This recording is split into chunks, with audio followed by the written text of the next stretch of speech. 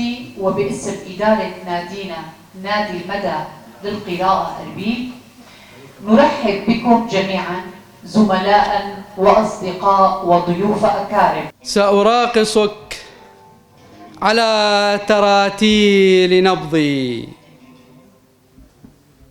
وآخذ بقدك إلى حيث جنتي أمضي. مدي إلي الوضاء كفك انهضي، سوسنة القلب سقيتك عشقا بأرضي. هونين خوشاويست كوزو لباي هفدتشن هي ديبن حتى أفجن راوستا دائم ويناكي بيك ذا بقرنو لسر ديواري بيردانكي هلاويسن. هونين خوشاويست كوزو لباي هفدتشن هي ديبن أفجن دي راوستا وهوني دوينين كفندا لمن بقارن. هي والبندقية توأم والسلم حلم مؤلم، كبرا وكان الموت ما كبرا به يتقزم. بلا كس نبيسة بلا نبيسن دمرمها هشيار بوم لنيفا شوي بارانك كاسك باشي دباورك كاسكاي دورترين ويا بيناف وبيدنك جوي استراوندات دبيهيسي سترا ديفاريو سكا خوا بو خوادناله براوي كمانيكاوي داري بنشتوكاوي كاسك نافم دلدار شكوية بجلقوندكي ميردينيمه باكوري كردستاني ليه هميش أنا من كردستان سرانسري كردستان در باس بيه هذا عمري من 68 سالة ليه بهترش 5 سال يكو از تمامي كردستاني از دقرم ودخبتم كاري كردينيتكم يك وعدو داجي كاري روشن بيري آواناتكم وقالك ورقيرة از بخوا كاري من يك ورقيرة يادو داجي بسبور زماني كرديمة لسر زماني كردي خباتا من هيا هلبست دباوريا من ده موزيك وهلبست دو هيمانين كو هفدو تمام دكن انغو اگرين جيانينه يعني جياني پیدا دكن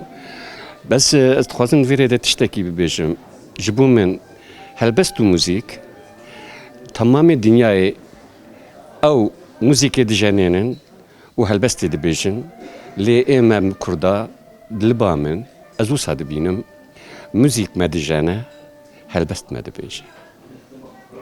الشاعر رائد عزيز من العراق من نينوى، لدي 3 مجموعات شعرية وأكتب الشعر باللغة العربية طبعا. اجتمعنا حقيقة هذا اليوم في مبادرة طيبة وجميلة من نادي المدى برعاية نادي المدى في مكتبة ماموزين لنقول بأن الشعر والموسيقى هي لغة الشعوب وهي لغة الإنسان، لنقول بأن الإنسان وفوق كل التقسيمات، فوق كل الطائفية والمذهبية وحتى وإن اختلفت الثقافات وإن اختلفت اللغات، لكننا نريد أن نوصل رسالة بأن الإنسان من حقه أن يعيش بكرامة بحرية بأمن وأمان، متحابا متآخيا فيما بينه وبين الجميع، حتى وإن اختلفنا في الآراء أو الأفكار، لكن يبقى ما هو مهما هو الشيء الذي نريد الوصول به. نريد الوصول بالإنسان إلى كرامة ومحبة وحرية فيما يقول وما يعيش وكيف يعيش. إيهاب عنان سنجاري من مدينة سنجار، أقيم في أربيل، كاتب وشاعر ومستشار إعلامي أيضا في مركز الشرق الأوسط، وعضو نادي المدى للقراءة في أربيل. الشعر هو إحساس، كل منا يكتب الشعر ولكن على طريقته. المصطلحات ربما الرسمية للشعراء يجب أن يتقن أدوات الشاعر ويجب أن يتقن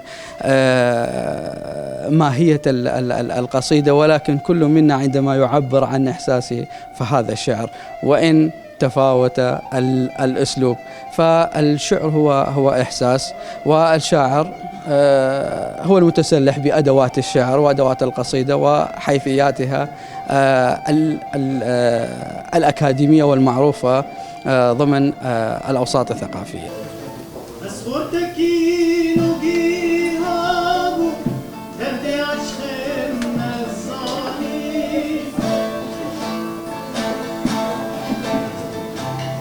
Mina